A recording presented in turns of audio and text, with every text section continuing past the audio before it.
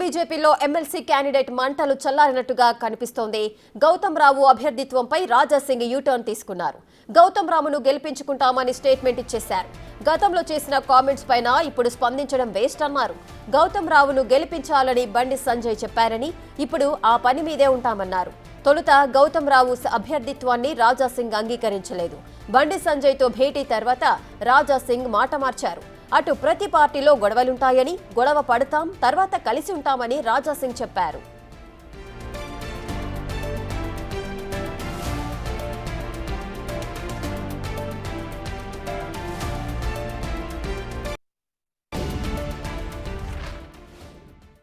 గతంలో చేసిన కామెంట్లు ఆ సందర్భం వేరే విధంగా ఉండేది. దాని గురించి ఇవాళ మాట్లాడితే కూడా అది వేస్ట్. ఇప్పుడు మేము ఒక్క టార్గెట్ పెట్టుకున్నాము. మా బండి సంజయ్ అన్న గారు మాకు పని ఇచ్చిపోయిండు. గౌతమ్ అన్నకి ఎట్లనే గెలిపియాలి, దాని గురించి మీరు ఆలోచన చేయాలని మా బండి సంజయ్ అన్న గారు పని ఇచ్చిపోయిండు. దానిపైననే ఇప్పుడు మేము ఎక్కువ దృష్టి పెడుతున్నాం. ఎప్పుడైనా మా సంజయ్ అన్న గారు ఇక్కడ కాదు ఎక్కడైనా కలిస్తే మాకొక ధైర్యం, మాకొక ఎనర్జీ వస్తుంది. మిగతా ప్రతి ఒక్క పార్టీలో కొట్లాట ఉంటుంది. ఒక పార్టీనా మీరు చూపెట్టండి దాంట్లో కొట్లాట లేదని. అది మా ఇల్లు. గతంలో కూడా మా ఎంట్రీ లోపల చాలా కొట్లాట అవుతుంది. మళ్ళీ కలుస్తాం, మళ్ళీ కొట్లాడతాం. ఇవాళ కలిస్తాం, మళ్ళీ రేపు కొట్లాడతాం. మాకు పార్టీ ముఖ్యము, కానీ బండి సంజయ్ అన్న మాకు ఒక పెద్ద అన్నగారు ఉన్నారు. ఫస్ట్ మా పార్టీ ముఖ్యమే మాకు, కానీ బండి సంజయ్ అన్న ఏంటంటే మాకు ఒక మార్గదర్శి, మాకు ఒక పెద్ద అన్నగారు ఉన్నారు. ఇప్పుడు కిషన్ రెడ్డి గారు పెద్ద కేంద్ర మంత్రి అయినారు కదా, కొద్ది వాళ్ళ పనిలో వాళ్ళు బిజీ ఉన్నారు. మా పనిలో మేము బిజీ ఉన్నాం. ఇప్పుడు శ్రీరామనవమి శోభయాత్ర చాలా ఘనంగా జరిగింది. ఇవాళ హనుమాన్ జయంతి శోభయాత్ర. అట్లాంటి ఏముండో చెప్పినా కదా, ఇప్పుడు ప్రతి పార్టీలో కొట్లాట ఉంటుంది, ప్రతి ఇంట్లో కొట్లాట ఉంటుంది.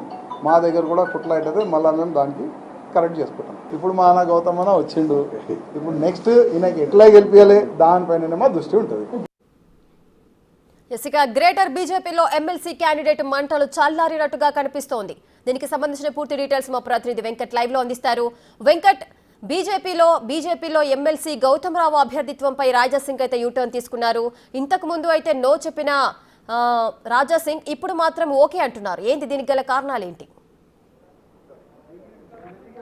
రేఖ, గతం నుంచి కూడా బీజేపీ పార్టీలో కొన్ని అంటే పార్టీ నాయకత్వం మీదనే కొన్ని విమర్శలు చేస్తూ వస్తూ ఉన్నారు. పార్టీ ఎప్పటికైనా గాడిలోకి వస్తుంది, పార్టీ లైన్ తప్పుతూ ఉంది అంటూ కూడా కొన్ని రోజుల నుంచి కొన్ని నాయకత్వం మీద విమర్శలు చేస్తున్నారు. ఇవాళ కేంద్ర మంత్రి బండి సంజయ్ కూడా రాజాసింగ్ దగ్గర భేటీ అయ్యారు. కాసేపు క్రితమే హనుమాన్ టెంపుల్లో దర్శనం చేసుకున్న తర్వాత ఇద్దరు కూడా కలిసి భేటీ అయినటువంటి నేపథ్యం. దీంట్లో ఎమ్మెల్సీ హైదరాబాద్ ఎమ్మెల్సీ సంబంధించి గౌతమ్ రావు కూడా రావడం, ఈ ముగ్గురు కలిసి భేటీ అవ్వడం కూడా కొంత ప్రాధాన్యత సంతరించుకున్నటువంటి నేపథ్యం. ప్రస్తుతంతో గోషామహల్ బీజేపీ ఎమ్మెల్యే రాజాసింగ్ ఉన్నారు. అసలు ఏం జరుగుతుంది అనే దాని మీద ఒకసారి అది తెలుస్తుంది. మన ఏంటి గతం నుంచి కూడా పార్టీలో మీరు అంటే కొన్ని నాయకత్వం పైన కొన్ని విమర్శలు చేస్తూ వస్తున్నారు.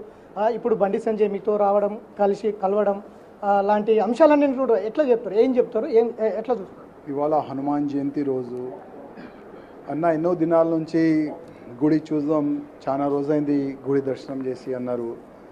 ఇవాళ నేను ఎట్లయినా వస్తా అని అన్నగారు కమిట్మెంట్ ఇచ్చినారు. అన్నగారు వచ్చినారు, దర్శనం కూడా చేసుకున్నారు. అదేవిధంగా లోకల్ బాడీ ఎన్నికలు ఉన్నది, గౌతమ్ రావు గారు కూడా వచ్చినారు, వాళ్ళు కూడా గుడి దర్శనం చేసుకున్నారు. ఈ లోకల్ బాడీ ఎలక్షన్ దాని గురించినే చర్చ జరిగింది. మీరు అంటే జనరల్గా పార్టీ నాయకత్వం పైన కొన్ని కామెంట్ చేస్తూ వస్తున్నారు. అంటే బండి సంజయ్ రాకతో రాజాసింగ్ సద్దుమణిగినట్లేనా, లేదంటే మళ్ళీ రాష్ట్ర నాయకత్వం పైన ఎప్పుడు ప్రశ్నిస్తూనే ఉంటారా అంటే ఇప్పుడు మీకు కాకపోయినా కూడా బయట పొలిటికల్ సర్కిల్ చాలా చర్చ జరుగుతుంది పార్టీకి సంబంధించి.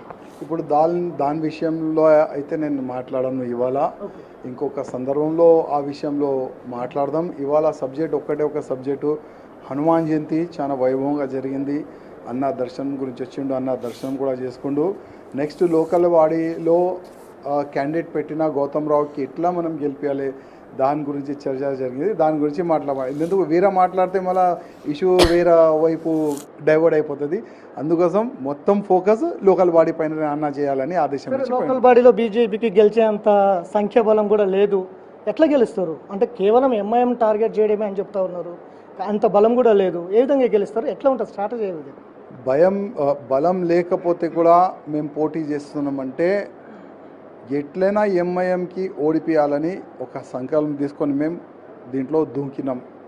బలం లేదు, ఓట్లు తక్కువనే. కానీ మేము బీఆర్ఎస్ కార్పొరేటర్స్కి కానీ కాంగ్రెస్ కార్పొరేటర్స్ కానీ వాళ్ళకి అడుగుతున్నాం, మీరు ఎవరికి ఓటేస్తారు? వాళ్ళకి ఓటేస్తారా? భారత మాతకి జై వందే మాత్రం చెప్పని కూడా సిగ్గుపడతారు, వాళ్ళకి మీరు ఓటేస్తారా? ఒక్కసారి మీరు ఆలోచన చేయండి. ఓటేసే ముందు ఒక్కసారి గుండె పైన చేసుకొని ఆలోచన చేయండి. ఆలోచన చేసిన తర్వాతనే మీరు ఓటేయాలి అని నా ఒక నివేదిక. అంతవరకు ఒక్కసారి కాషాయ జెండాకి ఓటేసి చూడండి, గౌతమ్ రావుకి ఓటేసి చూడండి అని మా ఒక నివేదిక. పార్టీలో ఫైనల్ క్వశ్చన్ ఇది, పార్టీలో రాజసింగ్ టేబుల్ దూర్చే వారికే పదవులు దక్కుతాయి, సీట్లు దక్కుతాయి, ఇంకెవరు అభ్యర్థులు లేరు అనేది రాజసింగ్ మాట్లాడిన మాటలే. ఇప్పుడు అదే టేబుల్ దూర్చే వాళ్ళని కూడా క్యాంపెయిన్ చేస్తారా అనే కూడా చర్చ జరుగుతుంది పార్టీలో. దీనికి ఏం చెప్తారు అంటే ఓవరాల్గా? దాని గురించి కూడా నేను ఏం చెప్పాను. ఇప్పుడు మొత్తం ఫోకస్ క్యాండిడేట్ ఫేవరబుల్గా ఎన్ని మనం ఓట్లు వేపించవచ్చు దానిపైననే దృష్టి పెడతాం, దానిపైననే దృష్టి పెట్టాలని. బీఆర్ఎస్ ఒప్పందంలో భాగమే బీజేపీ పోటీలో దిగుతుంది అనే ప్రచారం అయితే సాగుతుంది, చర్చ కూడా జరుగుతూ ఉంది. బీఆర్ఎస్ కార్పొరేటర్లు కావచ్చు, ప్రజాప్రతినిధులు కావచ్చు, రాజసింగ్ వెళ్ళి కలుస్తారా గౌతమ్ రావు గెలుపు కోసం? ఇప్పుడు వాళ్ళతోని పోయి ఎవరు కలుస్తారో ఏంది, ఇప్పటివరకు మాకు అట్లాంటి ఆదేశం రాలేదు. ఫస్ట్ మా నియోజకవర్గంలో ఉన్న కార్పొరేటర్స్కి మనము సమయంకి తీసుకొని పోయి ఓటు వేపియాలి. వేరే కార్పొరేటర్స్కి మనం ఏ విధంగా రిక్వెస్ట్ చేయాలి ఇంకా ఆదేశం రాలేదు. ఒకవేళ పోయి కలవాలి ఆదేశం వస్తే కూడా మేము పోయి కలుస్తాం. ఏం చెప్తారు ఫైనల్గా? గోషమాలకు సంబంధించి మొత్తంలో కావచ్చు, హైదరాబాద్ పాత బస్సుకి సంబంధించి కావచ్చు, కార్పొరేటర్లకు సంబంధించి కావచ్చు, ఈ ఎన్నికల్లో మీ స్ట్రాటజీ ఏ విధంగా ఉండబోతుంది? రాజసింగ్ ఏం చెప్పబోతున్నారు? ఎందుకంటే రాజసింగ్ చూసి చాలామంది యువత కావచ్చు, చాలామంది వస్తున్నటువంటి నేపథ్యం ఉంది. బట్ ఏం చెప్తారు? ఇప్పుడు ఈ లోకల్ బాడీలో ఎట్టి పరిస్థితుల్లో ఆల్ కార్పొరేటర్స్కి రిక్వెస్ట్ చేస్తున్నా, ఎవరెవరికి ఓటేసే అధికారం ఉంది ఈ లోకల్ బాడీలో వాళ్ళందరికీ ఒక్కటే రిక్వెస్ట్, బీజేపీ క్యాండిడేట్ గౌతమ్ రావుకి మీరు ఓటేయాలి. అదేవిధంగా ఎంఐఎంకి ఎట్లయినా వాళ్ళు గెలవద్దు అనేవాళ్ళు బీజేపీకి ఓటేయాలని వాళ్ళందరికీ రిక్వెస్ట్ చేస్తున్నాం.